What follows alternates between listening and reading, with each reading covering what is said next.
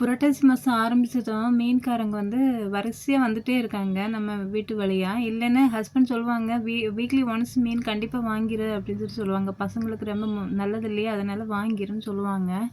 ஆனால் நம்ம என்னைக்கு எதிர்பார்க்கமோ அன்னைக்கு மீன்காரங்க வரவே மாட்டாங்க. மீன் வாங்கி நிறைய நாள் ஆயிட்டு. சரி, நேற்று வந்து வந்தாங்க. வந்ததும் வாங்கியாச்சு. மீன் வந்து எப்போவுமே எனக்கு இங்கே பெங்களூர்லன்னா மீன் இந்த கண்ணங்குளச்சாலன்னு எங்கள் ஏரியாவில் சொல்லுவாங்க, இங்கே கானாங்கத்தின்னு சொல்கிறாங்க. ஒவ்வொரு ஏரியாவும் ஒவ்வொரு பேர் வச்சுருக்காங்க. அதே மாதிரி ஒரு பெரிய மீன் கொண்டு வந்தாங்க. அம்மா வந்து இந்த மீன் வாங்குவாங்க. மண்டக்காடு திருவிழா அந்த டைம்லலாம் இந்த மீனெல்லாம் வாங்கியிருக்கதை நான் பார்த்துருக்கேன்.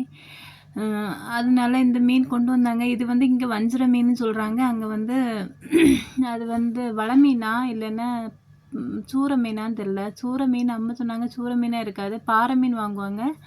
வலை மீன் குட்டின்னு சொல்லிட்டு வலை மீன் வாங்குவாங்க.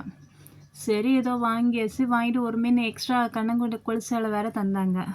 1 கேஜ் வந்து நம்ம வந்து ஒரு கை அளவு பெரிய மீனாக இருந்தது.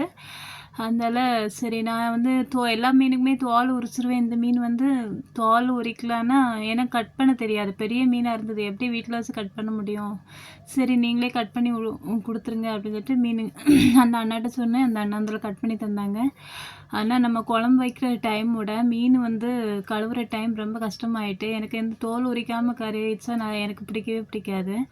அதனால் கஷ்டப்பட்டு எப்படி இல்லாமல் ஒரு வழியாக தோல் உரிச்சு எடுத்து நீட்டாக கழுவிட்டேன்.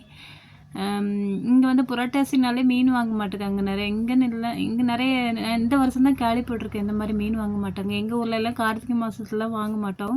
தேங்க்ஸ் ஃபார் வாட்சிங்.